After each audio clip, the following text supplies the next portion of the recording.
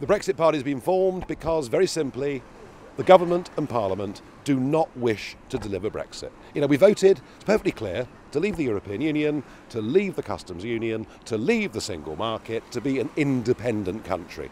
We were told the result would be implemented. The next year, 85% of us voted in a general election, Labour or Conservative, who promised us it would be implemented. Then they told us we were leaving on the 29th of March. We didn't. Then they told us we'd leave on the 12th of April. We didn't. Then Mrs May told us we'd leave on the 30th of June.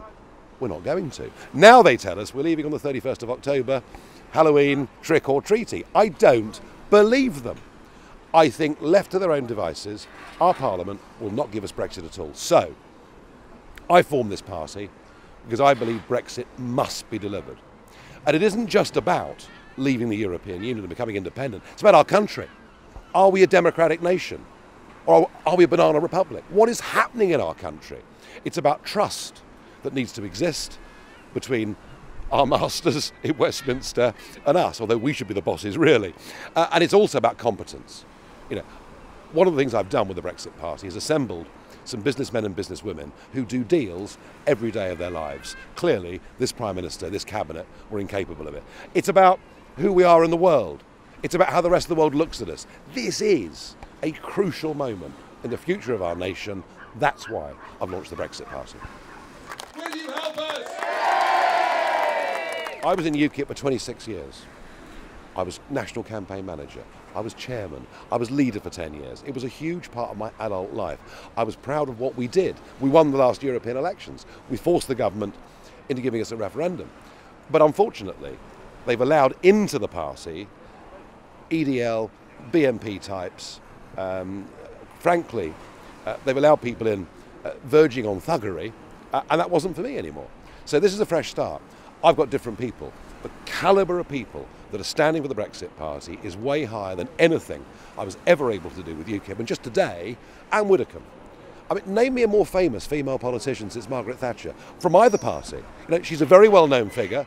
She's a lady of great principle. And the fact that people like Anne Widdecombe are now standing for the Brexit Party shows you how different it is. And you've also got people like Claire Fox, who is a left-wing activist. Yeah. So how is she going to fit in with the Brexit Party? Do you know something? I mean, I may disagree with Claire Fox on what taxation rates should be, what immigration numbers should be. But I tell you what, I stand absolutely shoulder to shoulder with Claire Fox on believing our country should be an independent democratic nation that trains its own people, looks after its own people, and that we're being betrayed by our Westminster politicians. So what you're seeing here is a remarkable alliance of people who normally would not necessarily be seen together, but they realise this is the most important political question we've had in this country for 350 years. So they're good alliances, they're strong bonds, and I'll tell you something, we intend to win.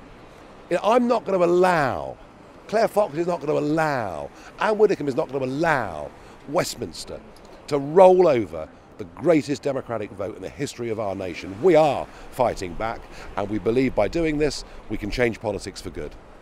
It's interesting to get the crowd reaction to various names. Let me try a new one on you.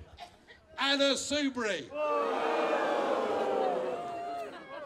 And what would you say to those that have said that you've abandoned the Brexit process as soon as you won the referendum? And believe that you're partly to blame for the now? Oh, come on. 25 blooming years I spent campaigning for Brexit. We'd won. I did ask the government whether they would like to use me in any way at all. They said no, thank you. There's nothing more I could do. And actually, when 500 MPs voted for us to leave on the 29th of March this year, I thought we'd won. Even I didn't realise the extent to which they'd betray us.